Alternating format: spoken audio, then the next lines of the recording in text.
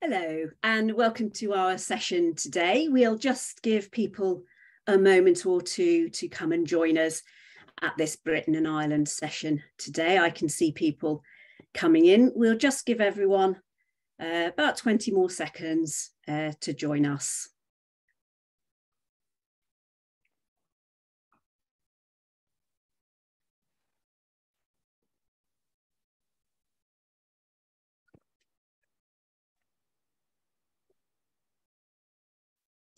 Just a few more people still dropping in.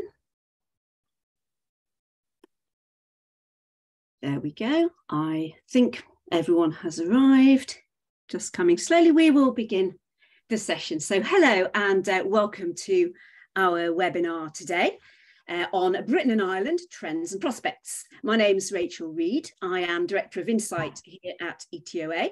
I'm delighted to be joined by David Edwards, our resident tourism stats expert. Hello, David. Hello. And we have today with us Neil Alton of Tourism Ireland. So a warm welcome to you too, Neil. Thank you. Hi, everybody. So the reason we're putting the spotlight on Britain and Ireland this month is that we are in the run-up to our Britain and Ireland Marketplace, or BIM, as many of you will know. You can see on the screen there, I've just put a reminder of the date. That's going to be in London on the 27th of January next year, so not so far away. Do please register to join if you haven't done so already. There will obviously be many delegates there with a great interest in Britain and Ireland, so do register, etoa.org/BIM if you haven't done so. We would very much like to see you there. So as I say, we've got a focus on Britain and Ireland in the coming weeks. And in a moment, we will move on to the numbers. I will ask David to present his slides, and then I'll come to Neil for his perspective on Ireland. Do please feel free to submit questions at any time. You can do that via the Q&A, and we should get time to cover some of those towards the end of the session today. And so, without further ado, I'll hand over to you, David, for the numbers, please. Thank you very much indeed, Rachel, and hello to everyone. So yes, for the next 10 or 15 minutes, I'm going to talk a little bit about Britain and Ireland, trends and prospects. But we will start by taking a more European perspective. What are we seeing on this chart? Well, what we're looking at is the number of international arrivals in Europe each month since the start of 2020, compared with the equivalent month of 2019. So we can remind ourselves that 2020 began right over there on the left-hand side of the chart with growth, which is something we had been very used to. Then, of course, we hit the pandemic. We thought in late 2020 things were starting to get better, but they then got somewhat worse again. Things started to improve during 2021. This time last year, we were all fretting about Omicron. That's why things started to plateau again in negative territory. But during the course of 2022, international arrivals have certainly been improving. And the shortfall in September was 15%. So September just gone, international arrivals in Europe were 15% shy of where they had been in September of 2019. What we can see, though, on this chart is that, in fact, July and August was a wee bit better than September. We got the deficit down to about 9%. So we are unclear at the moment as to whether or not that upward trend is going to persist right through to the end of the year, or whether, again, it has flattened off somewhat. So which parts of Europe did best this year? Well, there was quite a diverse experience. But broadly speaking, it's fair to say that summer was particularly strong in parts of southern and Mediterranean Europe. So perhaps the indicator there is it was parts of Europe that traditionally welcome Europeans primarily, whereas perhaps other destinations further north welcome a mix of both Europeans and more long-haul visitors. Now let's look at long-term trends in the volume and value of inbound tourism to the United Kingdom. So on this chart, we're looking at the volume of visits, that's the red line, and that's measured across over on the left-hand upright axis. And we're also looking at how much we earn from those inbound visitors. And these figures in blue adjusted for inflation, and that's over on the right-hand axis. So what do we learn from this chart? Well, it's several things. One is that until the pandemic, we can certainly say that international tourism was a growth sector for the UK over the long term. We can also say that the volume of visits, the red line, was growing somewhat more quickly over the long term than was the real value, how much we were earning, having adjusted for inflation from those visitors. By that, we mean that the red line is actually going up more quickly, by and large, than the blue line. Next thing we learn is that even before the pandemic, there had been issues and crises and challenges for inbound tourism. It wasn't year after year of growth, whereas it is true to say that the long-term picture was one of growth. Then over on the right-hand side of the chart, we can, of course, see the big dip in 2020 and 2021. We've got data for the UK through to about June of this year. I'm looking at a rolling 12-month tally here. And we can see everything moving in the right direction, but there's still a very significant shortfall on where we were. Now, were we to look at outbound tourism from the UK in a similar vein, we would see, by and large, a fairly similar pattern, but outbound travel from the UK has been rebounding more quickly than has inbound travel to the UK. Now, let's take a moment to talk about pent-up demand, because that's been a phrase which has been used a great deal over the past 2 or 3 years, and in many ways rightly so. But it would be wrong to characterize pent-up demand as a bathtub which is gently filling up with water. Instead, pent-up demand is akin to a wave, and a wave will have a crest, a high point, but then it will have a trough because it will have passed through. Now, there isn't a single wave of pent-up demand as a result of COVID and the subsequent lifting of restrictions. We have seen many waves of pent-up demand that have already crashed upon our shores, whereas there are other waves which we're perhaps going to experience in 2023. And there are yet more waves that are yet to form. So it's not one wave of pent-up demand. It depends on the markets and the segments that we're thinking about. So now let's look at how much some core markets around the world for Britain and for Ireland have been spending on outbound travel this year, year to date, compared with the equivalent period of 2019. So over on the far right-hand side of the chart, we can see that those in Germany and France still a bit down on 2019, but these are one of the pent-up waves of demand that has largely run its course. We're almost back to where we were in terms of how much Europeans are spending. Not far short of that, we see the USA as we move from right to left on this chart, but a couple of bars across from the US, we can see that Canada has been much more sluggish in its return to international travel than the US, largely because of the restrictions that the Canadian authorities continued to impose until relatively recently. The other 3 bars on the chart, we see South Korea in the middle-ish, and then China and Australia over on the left-hand side. So pent-up demand from Australia, that is indeed, I think, a wave that has now formed and is heading towards us for 2023. Whereas those in the US, they book typically a few weeks to a few months in advance if they're coming to Europe. For Australians and New Zealanders, indeed, they tend to book a little bit further in advance. Their travel restrictions have only been lifted during the past 6 or so months. Therefore, the first Northern Hemisphere summer for them to be able to come to Britain, Ireland, anywhere else in Europe is summer next year. So I'm quite confident that we will see Australians travelling again quite soon. But I am less confident that we will see Chinese outbound spending rebounding anytime soon, which we will talk about again in a wee while. Let's think about forecasts and trends for international arrivals in Europe. The red line, that's long-haul arrivals, and the blue line, that's intra-European arrivals. We can see, therefore, that both long-haul and intra-European dipped quite substantially during the pandemic, but what we can also see is that intra-European travel has been recovering much more quickly than long haul. But that said, full recovery is still forecast to be 2 or 3 years away. That doesn't mean to say each and every market won't be back to where it was in 2019, next year or the year after, but at an aggregate level, we've still got some way to go before we return to 2019 levels.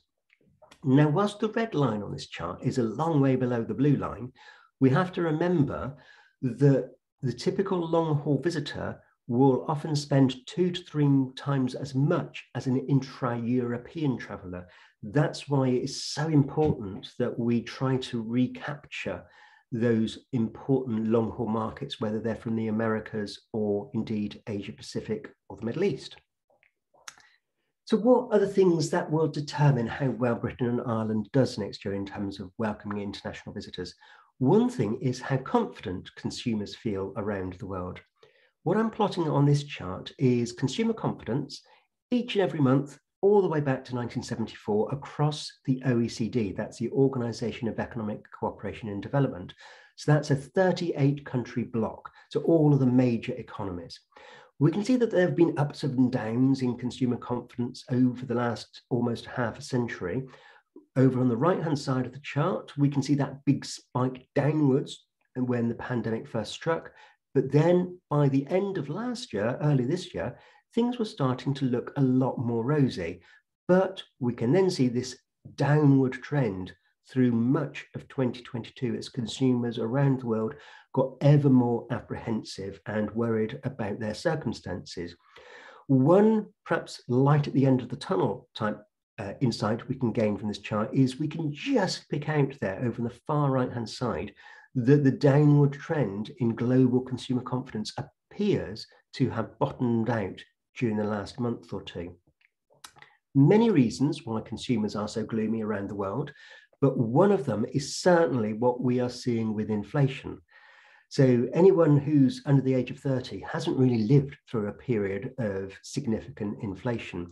We are certainly living through a period of high inflation at present. So again, this is OECD data, so an average across those 38 countries.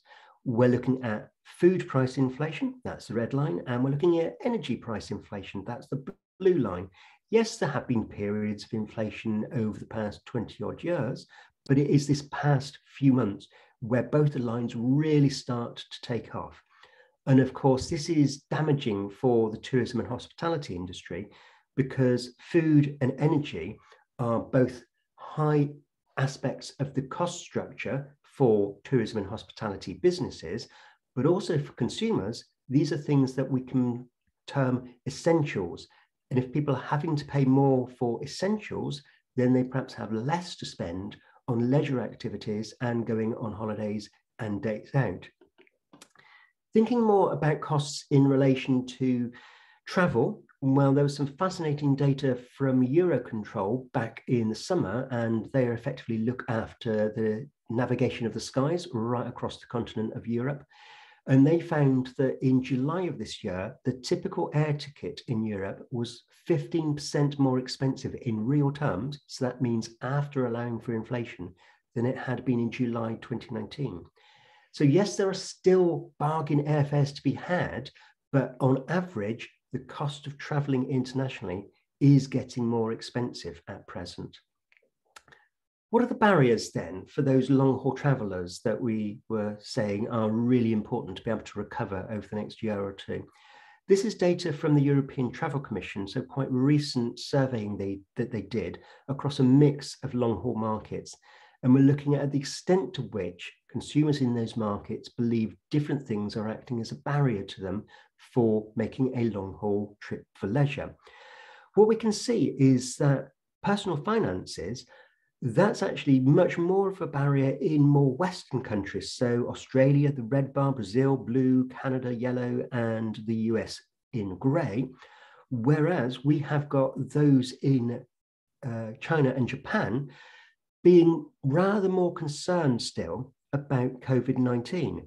And there are two categories of concern there. One is about actually just getting sick, being quarantined. And the other is about all of the hassle that might still exist because of having to get paperwork and tests, those sorts of things. So a range of barriers potentially dissuading people from traveling long haul. But the good news is that globally, 114 countries no longer have any COVID-19 travel restrictions. And here in Europe, 46 of them is where we are. And certainly Britain and Ireland are among those. So as a destination, both Britain and Ireland are extremely easy to visit in terms of there not being COVID-19 related travel protocols or restrictions. Might there be some good news in terms of exchange rates? Well, yes, there is, but it's not perhaps all good news. What I'm plotting here is how much it would cost an American, and Americans are really vital markets for both Britain and Ireland, how much it would cost them to buy £1, that's the red line, or €1, that's the blue line, over the past 20 or so years. If the lines are tracking upwards, it means coming here is costing Americans more. If the lines are tracking downwards, it's costing them less. So we can see for the first few years of the century, over on the left-hand side of the chart, it was getting more and more expensive. Then the price fell round about the time of the global financial crisis, broadly then quite stable. What we can see though over on the far right-hand side of the chart is during the course of 2022, any American coming to Ireland or the UK has been getting better and better value for money. So literally more euros and pounds for their bucks. But why might it also be bad news? Well, of course, many commodities are priced in dollars. Therefore, a number of import prices will be continuing to track upwards because of the relative weakness of the euro and sterling against the US dollar. One of the challenges that our industry has faced during 2021 and through the current year is not being able to fill all of the vacancies that we have. I'm looking at UK data here. The red line, that's the accommodation and food services sector, and the blue line, that's arts, entertainment and recreation.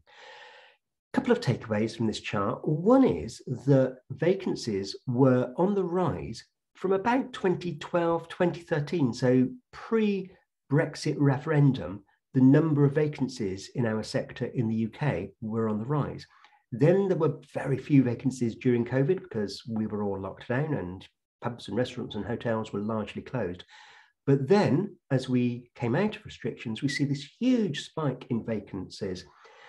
Now, in an ideal world, we would have helpful policy interventions that would bring vacancies down to more sustainable levels.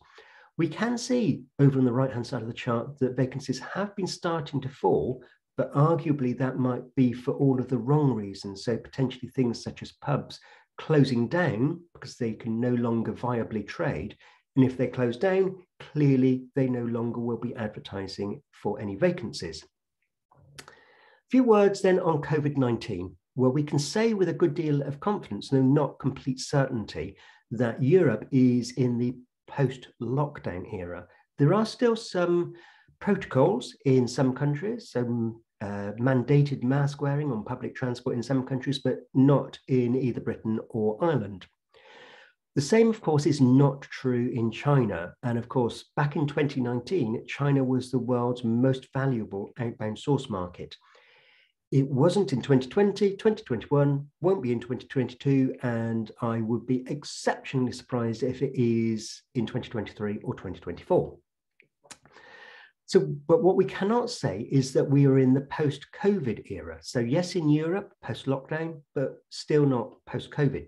And as a result, there are a number of reasons to be a bit apprehensive about the upcoming winter. Some of them to do with the energy issue, but also we have the risk of a so-called twindemic. So a resurgent COVID-19 infection alongside widely circulating seasonal flu. And that, of course, might mean that we've got perhaps periods of weak demand if lots of people are a bit unwell, but also it might add further to the staffing issues that parts of the industry are facing if a number of the workforce are unable to rock up to work because they're feeling a little unwell. So before we have a chat, let's have a few words on inbound outlook for Britain and Ireland So I think we can be confident that 2023 will be a stronger year than 2022. So we're still on this recovering trajectory. But at an aggregate level, both in terms of volume and value, once we deflate it for inflation, I would argue that it is unlikely that 2023 is going to surpass 2019. It might for some inbound markets, but not at the aggregate level. Now, here in Britain, the ramifications of Brexit are only now being uncloaked, and clearly those are impacting some segments, such as youth travel, much more than others. International travellers, of course, are facing higher airfares, as we saw earlier, but also higher hotel room rates. But perhaps encouragingly, we can say that visitors thinking about coming to either Ireland or the UK next year, the cost increases for them will be softened somewhat by the very favourable exchange rate that we have at the present time. However, the other very valuable inbound source markets in the years just prior to the pandemic, China is clearly going to be persisting with its zero COVID policy that has impacts for the global economy and things like the price of oil. But it also means that there is very little prospect of that market rebounding in the next year or so. With that, I will say back to Rachel, time for our panel discussion, and I will stop sharing my screen. Thank you very much, David. It's always interesting to hear your perspective and have all your charts together like that in one place. So thank you very much for kicking us off. Obviously, I know you had some charts and figures in there for the UK. So I would love to come to Neil Alton of Tourism Ireland to think about the perspective for Ireland. Neil, if you could share with us how things have been in Ireland this year, and perhaps what things look like next year, we would love to hear from you. Okay, thanks, Rachel, and thanks, David. I mean, I would echo most of the things that David said, but I'll just give you a bit of perspective from the Island of Ireland point of view. So, as Rachel said, I'm Neil Alton. I'm Head of Strategy and Insights here at Tourism Ireland. And Tourism Ireland, for those of you that don't know, we're the marketing body for the Island of Ireland. So that includes Ireland, but also Northern Ireland. And we're really focused on making people around the world aware of and understand the great product available on the Island of Ireland and want to come and indeed do come and book trips to the Island of Ireland. So how has the Island of Ireland done? I mean, it's a bit tricky actually for Ireland and Northern Ireland because we've had a break in visitor statistics time series because of the COVID, and we've had a few challenges in getting that back up and running. So we don't have official statistics to produce the nice charts that David's had for the UK as a whole. But what we do know is that we've seen a lot of people through our airports and seaports. We've got good air capacity. So to give you some of those stats, just to the top line. So for Ireland, between January and October, we saw 84% of the actual bodies traveling through our airports and seaports. And in fact, in October, contrary to and maybe to give a bit of hope to David's hypothesis that things aren't necessarily going to continually to get better, for Ireland, we saw 95% of our pre-pandemic October passenger numbers, which is obviously excellent. What we did see, though, for Ireland is a lot of the more outbound routes, again, echoing what David said, are doing better than the inbound routes. So, for example, Italy was actually at 116% of its October passenger numbers from Ireland this year. France, 115%, Portugal, 113%, whereas some of the more sort of inbound markets actually still to grow. So I suppose where do we end up? Our estimates, and I would stress they are estimates, really, around 75% of 2019 levels.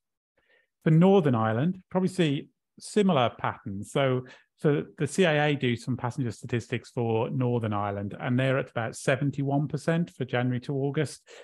But there's also really quite positive news from the ferry routes into Northern Ireland. So ferries into Northern Ireland are actually above their 2019 levels. So again, we're sort of estimating around about the 75% mark for true inbound tourists to Northern Ireland. I mean, what else can we look at? So, I mean, in terms of what David's been saying, you know, consumer confidence really important.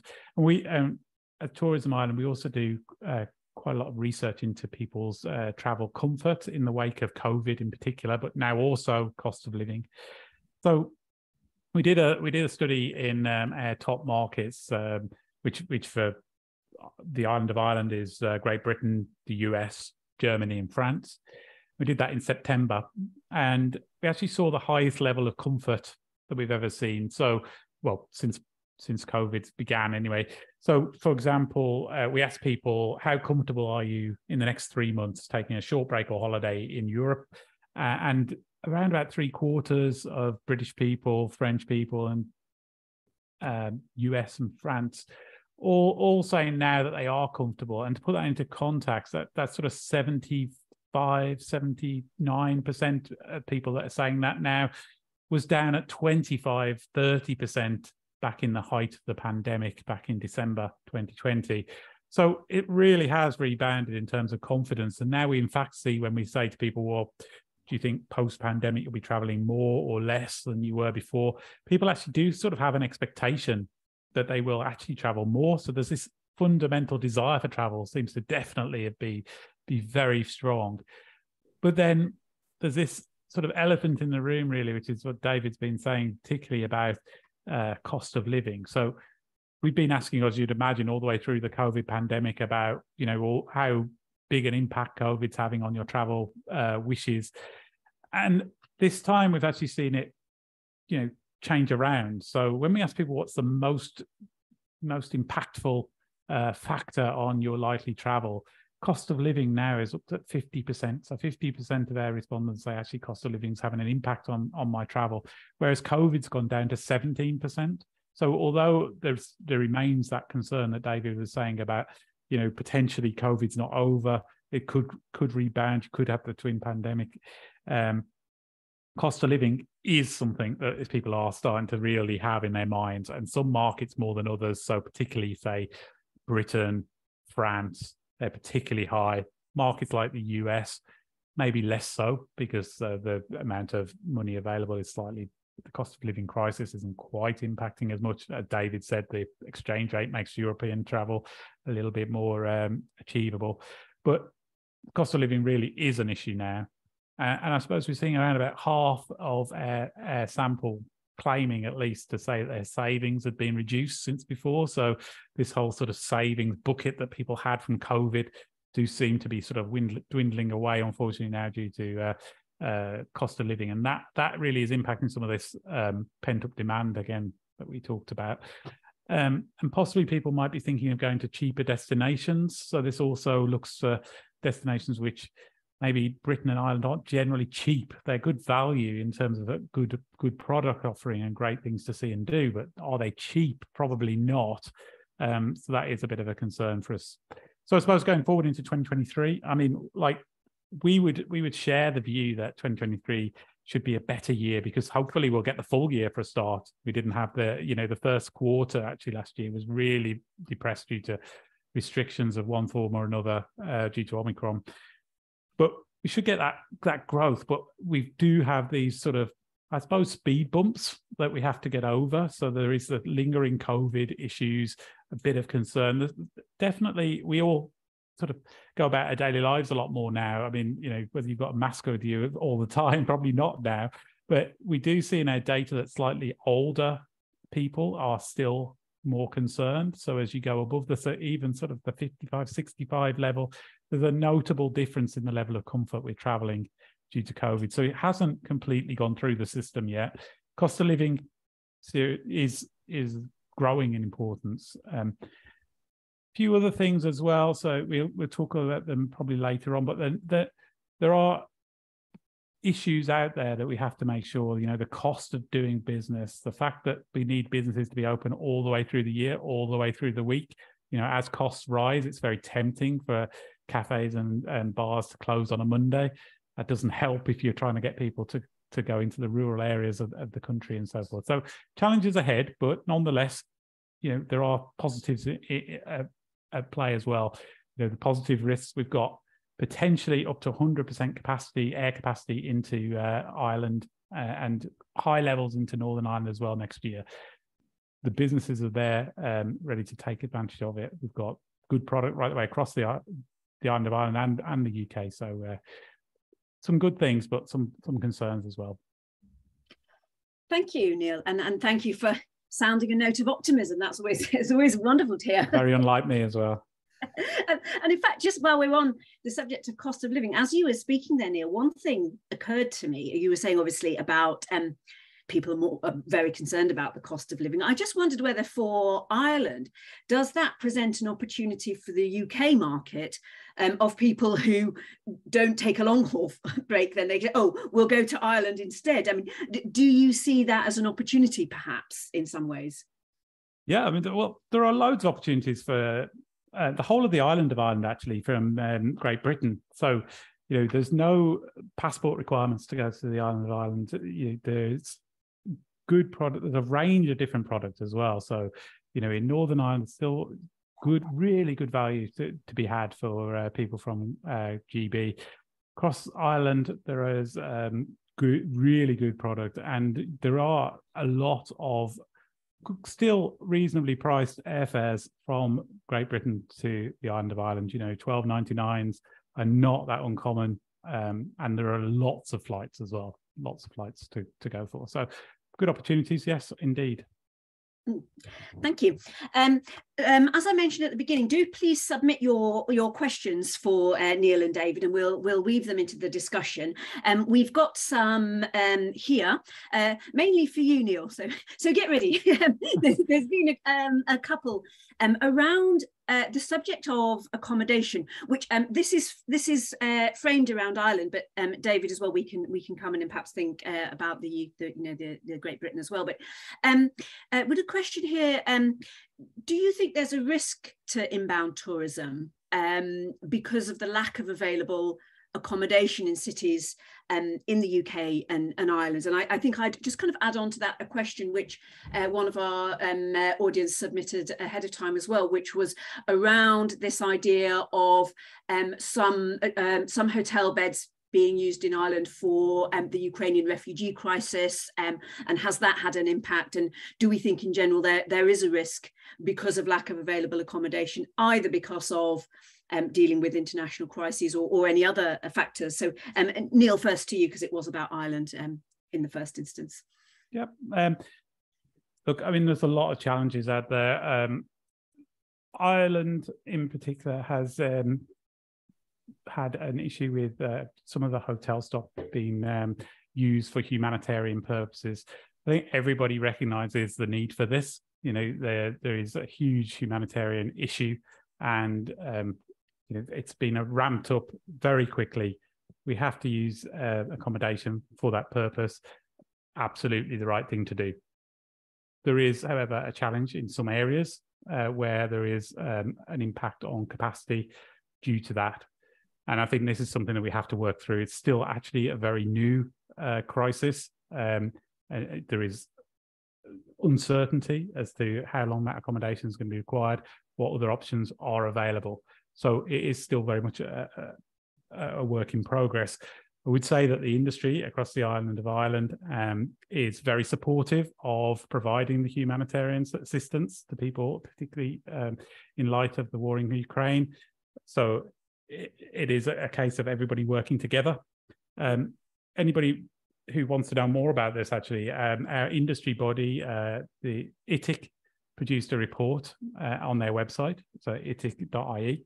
It's worth taking a look, and it'll give you a lot more of the information relating to that for Ireland. Thank you, Neil. Just coming to you, David. Do you think that's a threat? In the UK. I think what is fair to say is hotels don't just spring up overnight, but hotels are not the only form of accommodation that either domestic or international visitors stay in these days. But in relation to hotels, every quarter there is data compiled by Lodging Econometrics, and they look at the hotel construction pipeline in different parts of the world.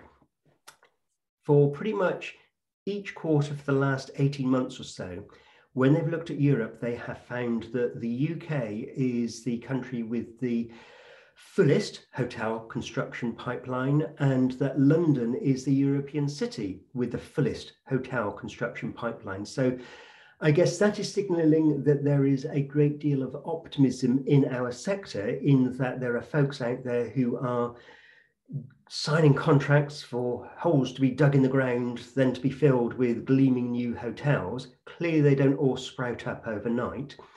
But if we look at the occupancy rate that we are seeing, the most recent data suggests that London is still not quite back to where it was in 2019, but we're looking at typical hotel occupancy rates in the 80s% in London. Outside of London, now we're in the shoulder seasons, it's somewhat lower than that. So there is capacity in the existing supply, and clearly there is more capacity set to come on stream over the next 2 to 3 years. Indeed. And in fact, actually, David, going back to another point that you made about, it's not just about the fabric of the buildings being present and available, it's also about the staff. So obviously you showed a chart there about the vacancies available, which presents a challenge to a hotel being able to be fully open if there aren't enough staff. And I think one thing that would be interesting for us to discuss for a moment or two is obviously the reasons for the shortfalls. Partly, I'm thinking about the UK first.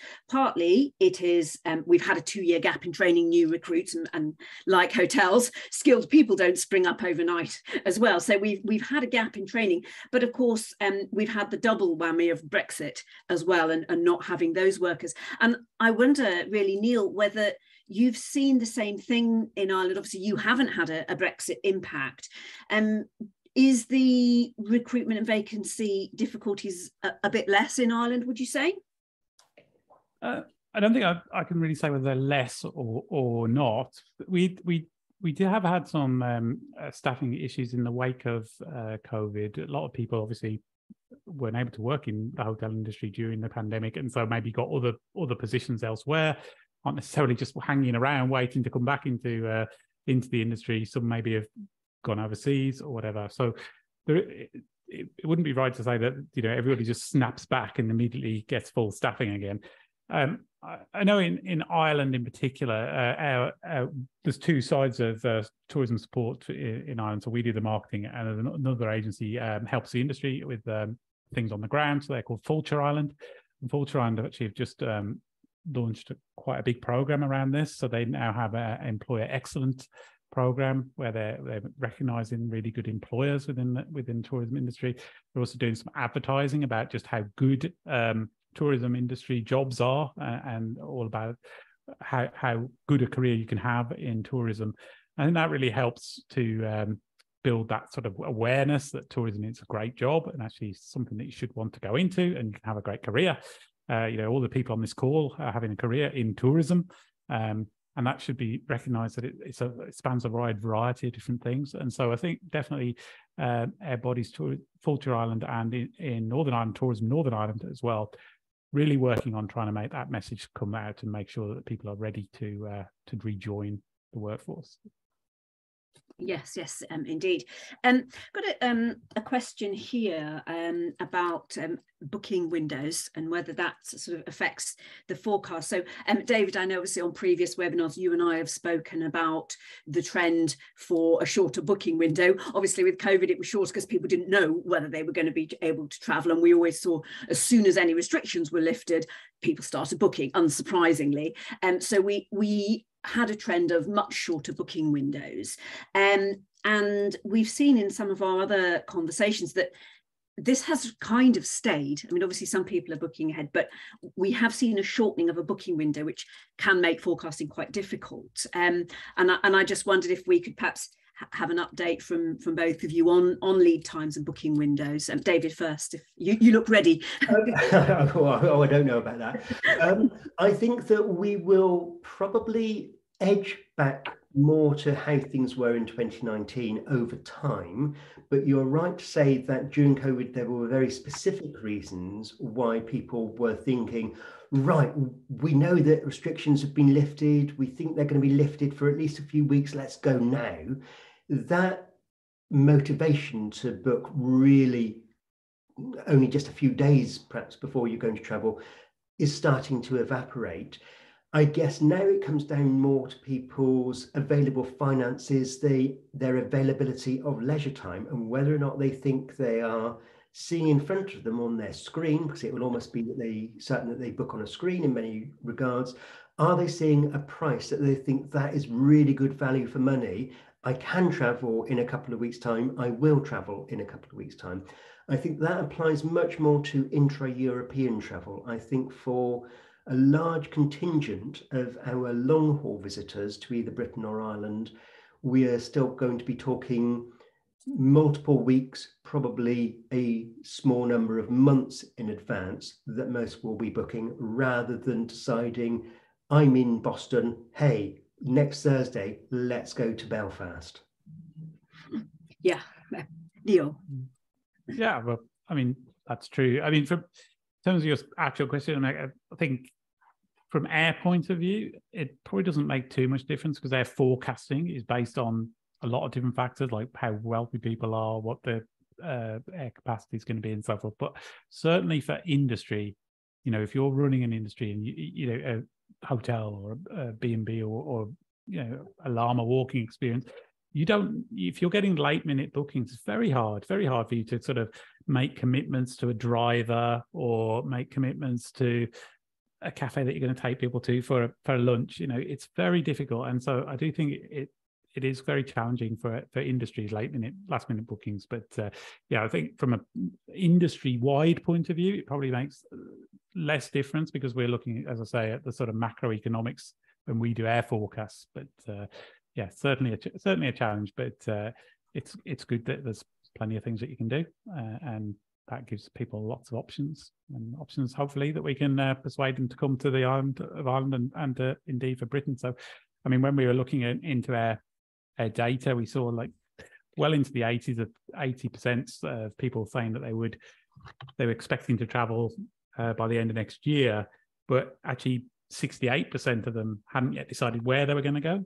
So certainly that last minute thing does provide both challenge and opportunity for people like ourselves, where we need to persuade people right the way through the year rather than just in those key honeypot booking times of old, that this is where they should go, and all the different things to do. So yeah, some challenges, but probably the new order really for the next couple of years anyway.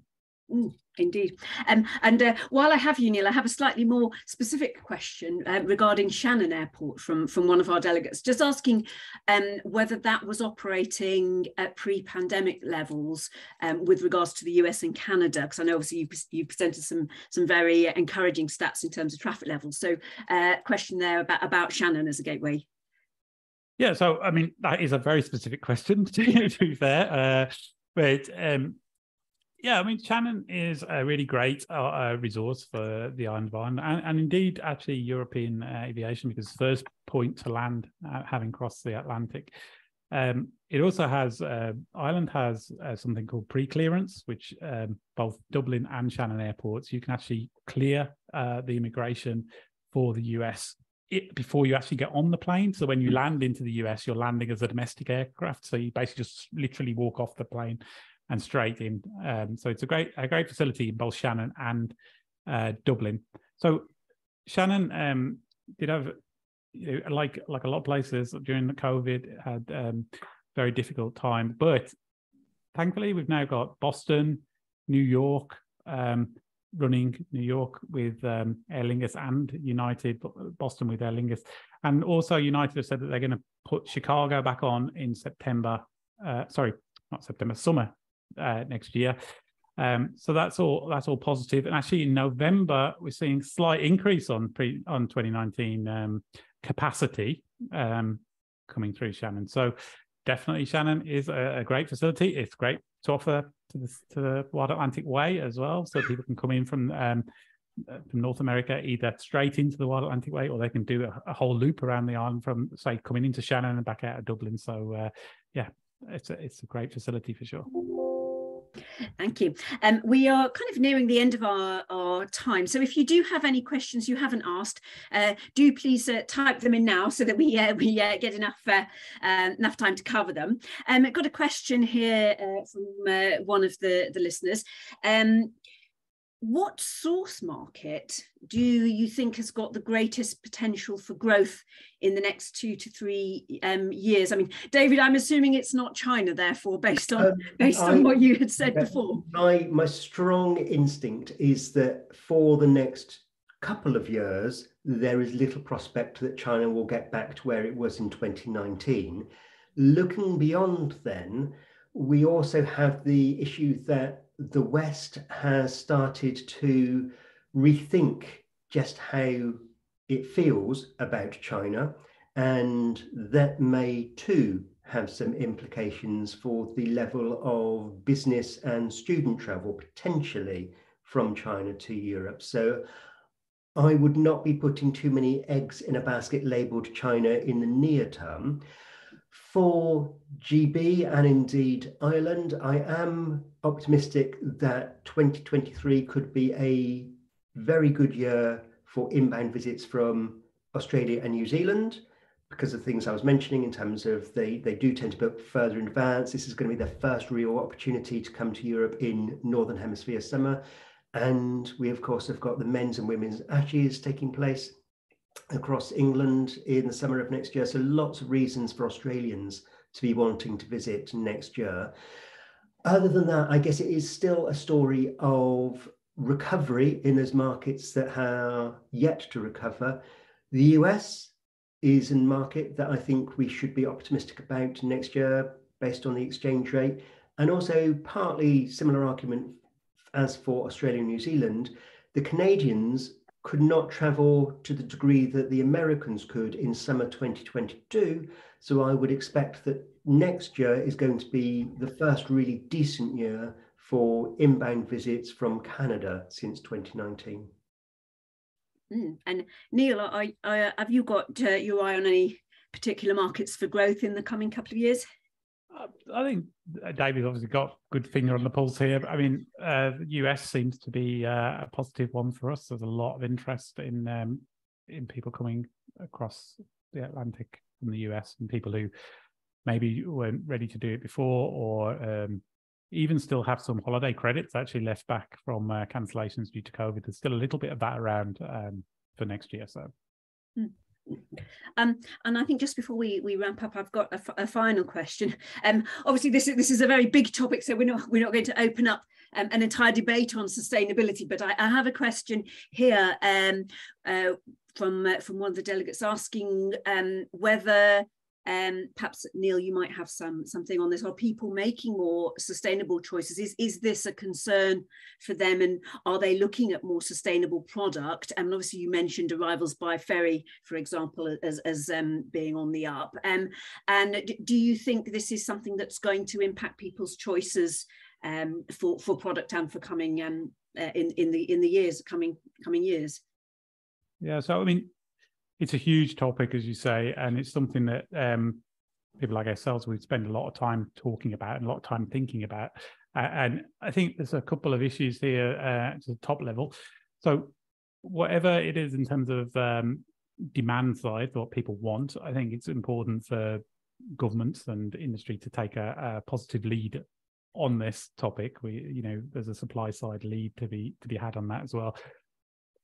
Demand-wise, I mean, at the moment, what we tend to be seeing is that it's not actually having a massive impact on where people would go or even how often they go. And there's a lot of people sort of the opinion that we work all year, I recycle all year, I've cut down my meat intake, but I'm going to take my business class ticket to Australia because that's what I deserve, because I've done all of that other stuff. And there's definitely some of that.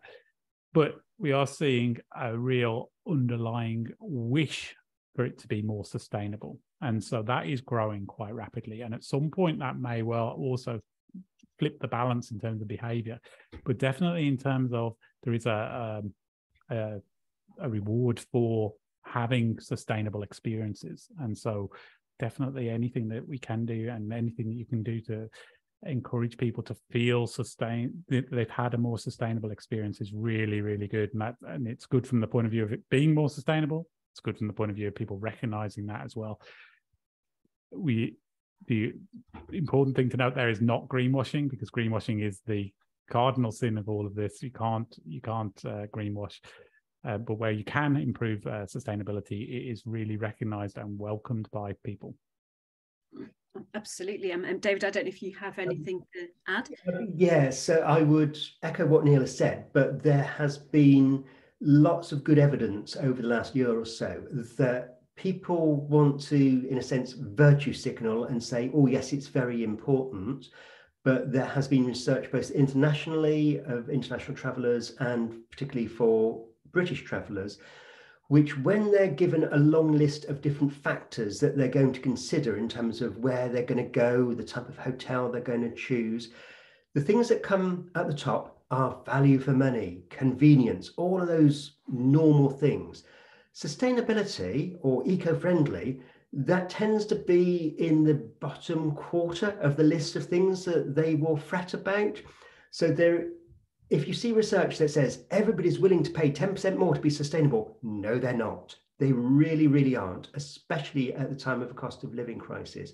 There's some other really interesting research done this summer by ABTA, which found that a large proportion of Brits said that they felt it was the tourism business's responsibility to be sustainable rather than their responsibility as a consumer to be sustainable.